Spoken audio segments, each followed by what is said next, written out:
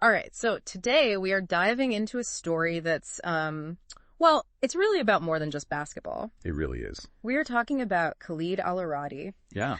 a Bahraini basketball player, and his story is just incredible. Oh, yeah. He came from, talk about humble beginnings, and he rose to represent his country on the national stage. It's incredible. This is a guy who, we're talking, practiced with a bicycle tire as a hoop. I mean, you got to be dedicated, right? To be using a tire. I mean, that really sets the stage, I think, for understanding kind of his drive from the very beginning. Absolutely. And it makes you wonder, too, a little bit about, what was Bahraini basketball like at the time, right? Was this a hotbed of young talent, where there, Was he a trailblazer in a lot of ways? Right. Yeah, exactly. Yeah. So we gotta get into that, but I'm hooked already just from that little detail. I mean, you can just picture this kid, loves basketball, gets told he's too young to play with the older kids. Right, exactly. And most kids would just, go sulk, go find another game. Totally. Yeah. Find something else to do. Yeah. Right. But not Alaradi. No, not this kid. He takes that knowing it's like fuel. Absolutely. I mean, and I think that image of him practicing with the tire as a hoop, it's like, it speaks volumes about his character. It really does. Right. It almost makes you wonder, like, if those older kids had let him play, would he have had that same drive? It makes you think how much talent goes unnoticed because they don't have that initial rejection. Right. Exactly. Yeah. You got to have a chip on your shoulder. That lights that fire. Yeah. Right. And that makes me think about, at the time, were there scouting programs? Right. Were there established ways to... Formal systems. Yes. Yeah. For identifying, Yeah. How do you get identified? Was it just, who you knew, or was it, somebody who happened to be walking down the street when you were out there, playing with a tire as a hoop? Right. What was that? It's interesting because his rise was quite rapid. I mean, he goes from, school teams to club level by 15. That's impressive. It is. In any era, that's impressive. Yeah. But then, hold on to your hat, because at 16, he makes the national team. 16 years old? I mean, come on. That's unheard of. Yeah, it's amazing. It blows my mind to think about the level of, not just skill, right, but the maturity. Yeah, maturity. To be playing at that level at 16 years old. Yeah, that's really something. And, you have to imagine to be seen, as being good enough at that age. Mm-hmm. I mean, they had to have seen something really special. Yeah.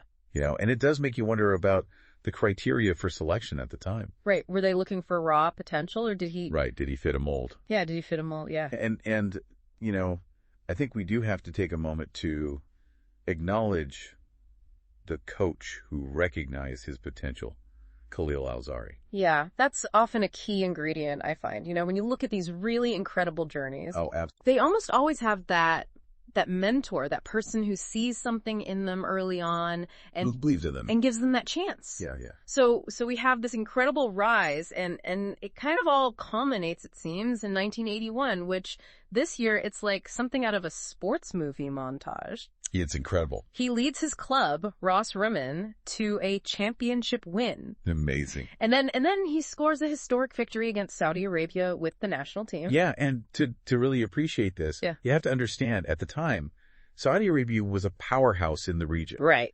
This wasn't just any victory. Right. This was huge. I mean, it really put Bahraini basketball on the map. Oh, I bet. And you just, I get chills just picturing that moment. Yeah. Being a part of that. Like, did he realize right then and there that this was something historic? I wonder. Yeah, and it's so interesting because, we're riding this wave of success with him. Yeah. And then the story takes this kind of unexpected turn. Yeah. There's the 5-year gap in his career that we don't know a whole lot about. Right, and it just mentions a conflict. Yeah, a conflict with his club, and we don't know all of the ins and outs of what happened. It's kind of murky. Yeah, it's not totally clear. 5 years is a long time. That's a significant chunk of a career. In any career, but especially, especially an athlete's career, yeah. Yeah, absolutely. And while, it'd be great to know all the details, and maybe we do someday, but I think it also highlights something really important about, what we're talking about here, which is that there are these external factors, these things that are sometimes just out of your control. Absolutely. It can have a huge impact even on the most dedicated people. Absolutely.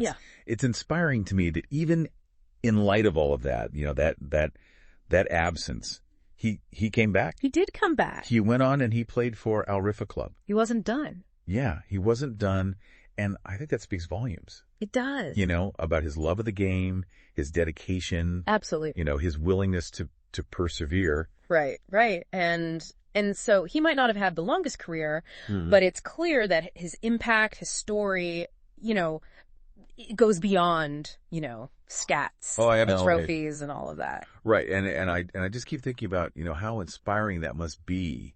Imagine being a kid, in Bahrain and, maybe even practicing on a makeshift hoop of your own, and you hear about this guy, Khalid Alaradi, who, comes from, a small village and makes it all the way, to the national stage. Yeah, and it's that representation too, right? Yes. Of, like this can be you. Absolutely. And it's not just about basketball, right? It's about, perseverance. Right. It's about overcoming challenges.